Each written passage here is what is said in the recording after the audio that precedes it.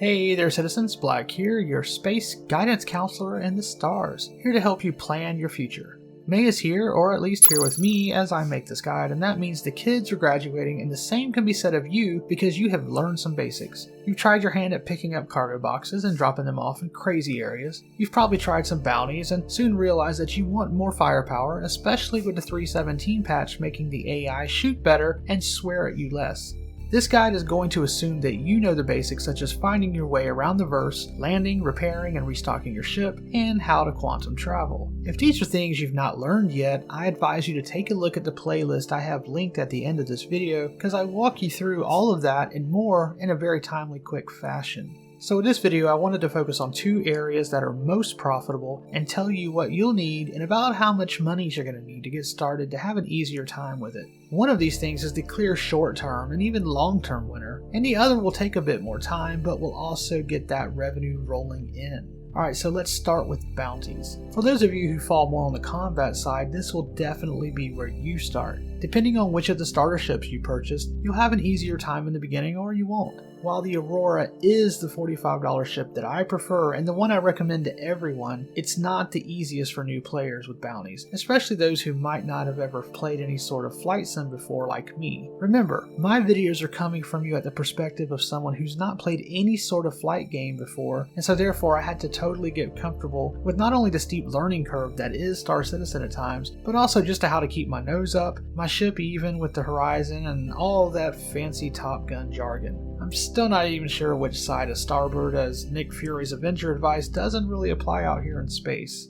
The ship I recommend anyone who is okay with upgrading their Aurora with real money is the Titan Avenger. Even if you're not okay with spending the extra real money and want to upgrade the ship through the game's money, it's the first ship I would recommend buying, and the cost is only around $800,000, which you can earn in a day or two from early level bounties and even cargo missions if you enjoy these. Don't forget you can also rent one. I'm not doing a full review on the Titan here, but you basically get a bed, small cargo hold, and the ability to put a size 4 gun at the nose and two size 3s on the wings, which will easily hold its own against many bounties all the way up to the top tier bounty missions after maxing out your rep. This ship's going to be a huge money earner for you and will allow you the ability to buy your way up the corporate ladder and into more ships, which will only increase your earnings. Now, bounty hunting is the slower upfront money earner because you're going to have to kill your way through the reputation to earn more money and unlock the various upgraded bounties. Once you get to the MRT level of bounties, you will unlock the chance to do 3-for-1 missions, which sends you around the current planetary system you're in. By the way, I recommend doing the majority of your bounties around Crusader, making Crew L1 your medical imprint base of operations, so on those flights where things don't go your way, you wake up close by and can easily get back into the fight after reclaiming your ship, and even faster if you pay that high dollar premium to get back out into space faster. You will also see ECN alert missions pop up, which are great money makers, netting you between 10 and 20k per mission to defend a poor soul who's being attacked. Kill 5 pirates and boom, that's some fast money for little work.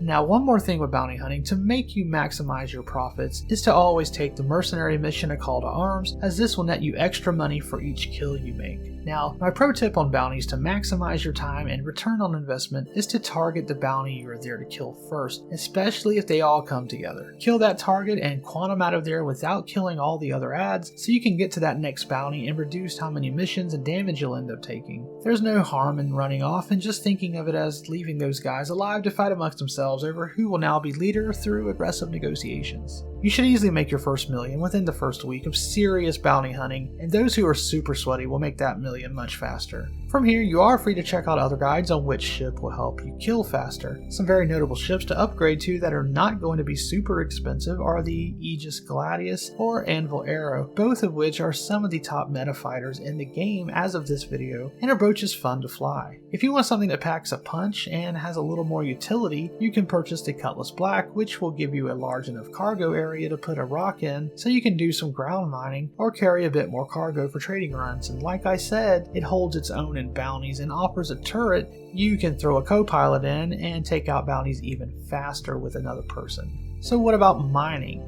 Mining is going to take a bit more upfront in-game or even real money if that's the way you go. It's also going to cost you more to outfit it with a better mining head. The good news is you can rent a prospector, but with rented prospectors you cannot change out the mining head, so doing the really valuable ore here, the Quantanium, is not going to be an option for you with that build. Now, there are mining gadgets you can buy to help a rented prospector break those hard to bust Quantanium rocks without having to change out your laser, but again, these can get expensive as a startup cost. If you were to go the rented route though, for about $40,000 you have an easier path, which is to rent a Cutlass Black and rock mining vehicle and go out on a moon like Aberdeen in the Hurston area and ride around searching for Hadnite deposits, which you can then bust up with the rock and sell for decent money. Hadnite is going for a very profitable bit of credits right now, which has many going back out and doing rock mining because some are able to earn around 100k or more per hour, which is decent money to start with. You can then turn those profits into a prospector purchase, which is where the big bucks come in. A prospector with a Lancet mining head can make up to around 230,000+ in one trip if you were to get a full load of Quantanium, and that is probably around 40 minutes to an hour worth of work, just depending on a few factors like how good you are at scanning and finding Quantanium ore and if you're solo or not. Having a runner flying around helping you locate Quantanium patches of ore can greatly increase your profits and time, so definitely think of having someone help you out, but finding Quantanium on your own solo is definitely viable as well. You can do 3 to 4 runs per day and definitely net close to 1 million credits, and I have videos on which Quantanium rocks are going to net you the most profit and have the easiest time to break up without the need for specialized modules or gadgets, so look for that in the link at the end of this video as well.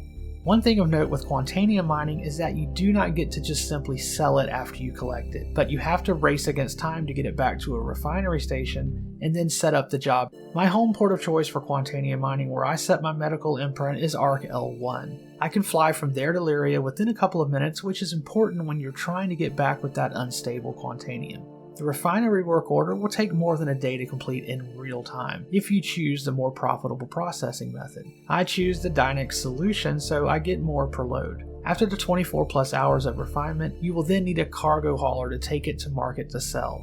Again, for this, you can rent a Cutlass Black until those profits start rolling in to where you can buy a proper cargo hauler that holds more. I have the Constellation Taurus, which means I can haul more than 6 or 7 loads at once to take to Arc Corp, my planet of choice to resell items to. Regardless of which mining method you prefer, rock or the prospector, there are complete game loops in place and the profits are definitely there to be had, and it's one of the most career-feeling methods currently in game where you almost feel like you should be part of some mining union or something. I like mining because it offers up a sense of discovery. Finding those perfect Quantanium percentage rocks excites the treasure hunter in me, and the sense of danger of watching the clock to make sure you collect all the Quantanium you can so you can hurry up and get back before you lose the load through a huge explosive force, which is just fun to me. Ultimately, which career path you choose will be up to you and what your sense of gameplay leans toward. I happen to like variety, so I worked my way up through bounties to earn starter money for more ships. My first in-game purchase was a Cutlass Black, then a rock mining vehicle. Then I went for a mole mining vehicle, which I found to be cumbersome to use alone. I wound up upgrading my starter package Titan to a prospector because I knew I wanted to be able to start mining, even if there is a server wipe without having to work my way toward that ship every time.